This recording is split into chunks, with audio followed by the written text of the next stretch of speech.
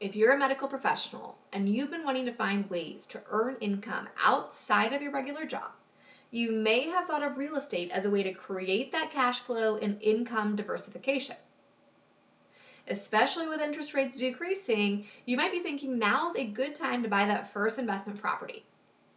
Well, before you do, there's a whole checklist of things you should walk through to make sure that it becomes a win and a true cash flow generator and not a financial mess, stress, and chaos.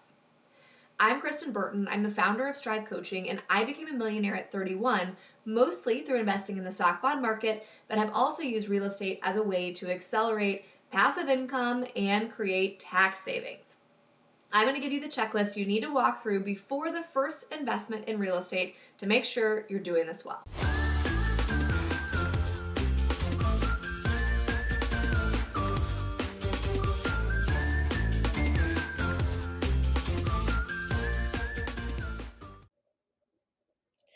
Real estate can be an awesome investment. It's one of the few investments that give you really four types of return. You get cash flow, you get property appreciation, you get mortgage principal pay down by somebody else, and you also get tax savings depending on how it's structured. So, all of those things can make it a very lucrative investment, but in almost all cases, it's a leveraged asset, meaning you're taking out a loan, which adds some additional risk, right?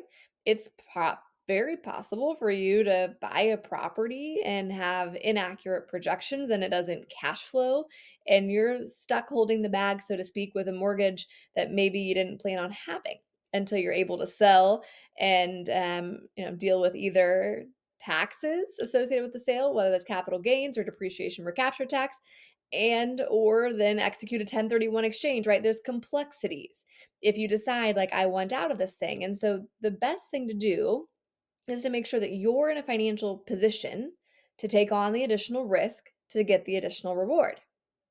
Now, in order to get yourself in the position, there's a few key steps that you should follow to make sure that you're ready to start investing in leveraged assets. Step one is to clear all high interest debt. Now, across the board, that's going to be anything above 10%. And a lot of the times, that is credit card debt and personal loans. Now, the older you are, the more conservative you may become. And so maybe you would classify something with an interest rate in the 8 to 10% range as high interest as well. Regardless, most of this stuff is in place as a reflection of lack of underlying cash flow systems and habits, right? And so for most people, the process of clearing high interest debt is the process of learning to diligently budget, making sure that you're able to put enough money towards financial progress to overcome those predatory interest rates on credit card debt and actually clear that quickly, right? And so as you flex those muscles, you clear this high interest debt, you automatically develop the skills that are going to also make you a really excellent manager of money and somebody who's more ready to move into real estate investing. Now, of course, like this doesn't mean you need to be student loan debt free, right? You may be doing something like public service loan forgiveness or even taxable loan forgiveness, where you're going to have loans in your lap for the next 10 or even 20 or 25 years. Now, you should have a strategy, and those are strategies. And so you need to know what you're doing with the student loans. But that doesn't mean you don't need to have any student loan debt at all. The next step is to create adequate cash reserves. Now, this isn't for the property at all, this is for yourself. Once you have cleared the high interest debt, the other layer of creating financial stability for yourself is to make sure your cash reserves are in place. For every single person, there should be a minimum of 3 months expenses, but in some situations, it should be higher, right? If you're a single income household and you'll have 5 kids, maybe 6 months is more appropriate because of the financial ramifications of the loss of that one income. If you're a dual income household or both of you have really comparable incomes and you live below your means, you can probably get by with 3 months. So that's a personal call, but you need to have your own cash reserves in place to create stability before you even create the down payment for the investment property. So they're not the same. These cash reserves will not go towards the purchase of the property, but will in fact stay with you as your own security blanket and insurance against life. Now, the next is to become a consistent investor. I define that as investing at least 20% of your gross income for 3 months. Gross income meaning pre tax income. Now, some people will listen to this and go, whoa, that's crazy. Why would you have to be investing like 20% of your income before you do something like this? Well, let's think about this. Investing in target date index fund inside your 401k requires almost no skill, right? And there's very little room for error. When you go to become a real estate investor, there's a lot of skill required and room for error. And so by flexing this muscle first, you start to build assets. You also start to separate your income from your expenses. Those two things will position you in a more confident spot to move forward into potentially buying, again, a leveraged asset in the form of real estate. And also make sure that even if you said, hey, look, like, we're going to dabble in real estate, turns out we don't love it or whatever, this isn't our thing, or we're not generating as much cash flow as we thought, you can still have that standard retirement in the background. Because for most medical professionals, depending on when you started investing, 20 to 25% of gross income is going to be the thing that allows you to retire at 65.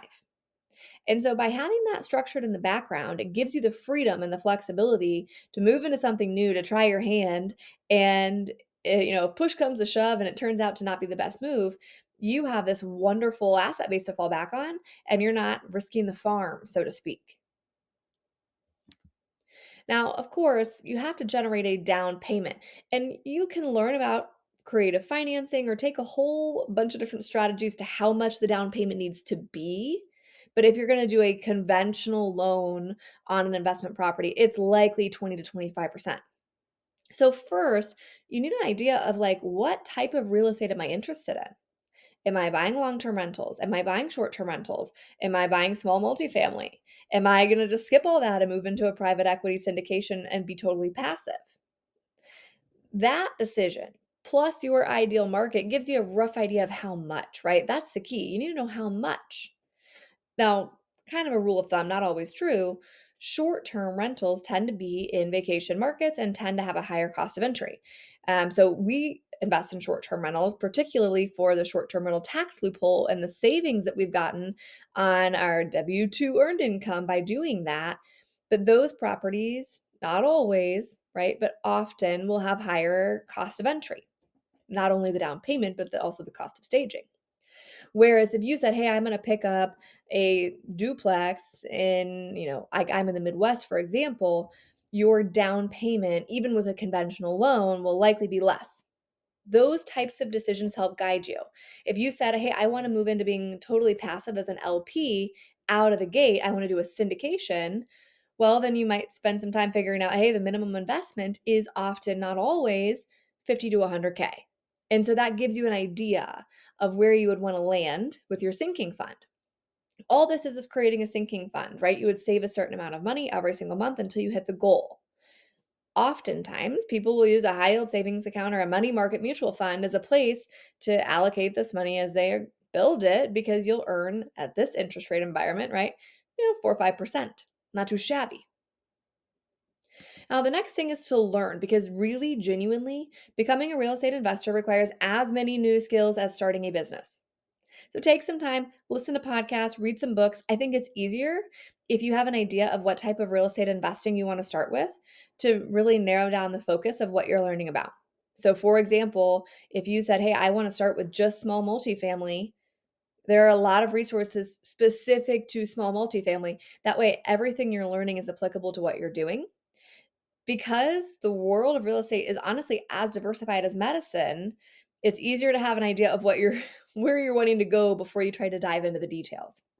Again, like, you need to learn how to analyze deals, and unless you want to hire a property management team, how to manage properties. And if you decide you want to hire a property management team, you need to know what PM fees are and how that factors into you analyzing the deal, right? Because that changes your cash on cash return. So all of those pieces are the thing that's going to allow you to move into this and do it well. And it takes some time. There's always a fine line between analysis paralysis, right? And being willing to move forward with enough information, even though it's not 100%. But jumping into a large investment blindly is also very risky. So find that balance where you're comfortable, but make sure you're learning the skills and recognizing that it is a skill set that you're going to have to obtain. Now, the last piece I'll say is you need to leave room for logistics.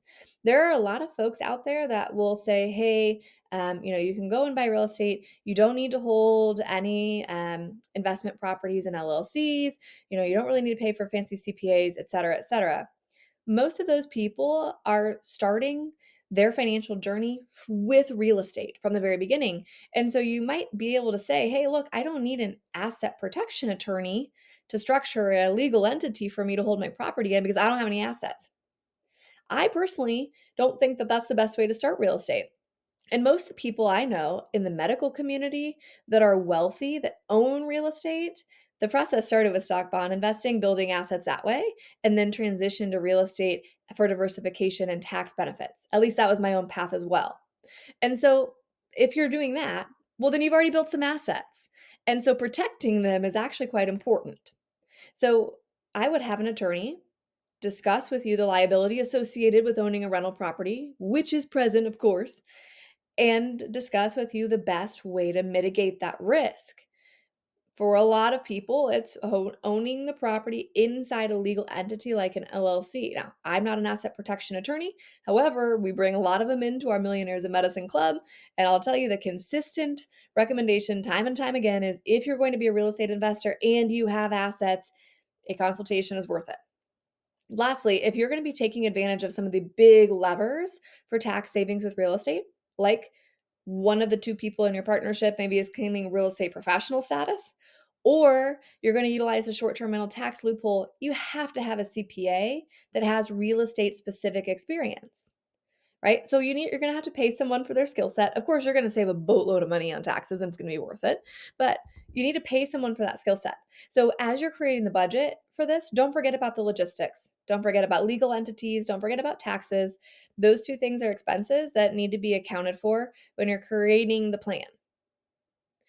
As I'm kind of going through this, you probably had in your mind, like, wow, there's a ramp of getting ready for this. The good thing is, while you're getting yourself financially ready, you can simultaneously be getting yourself the skill sets you need to go out and execute well.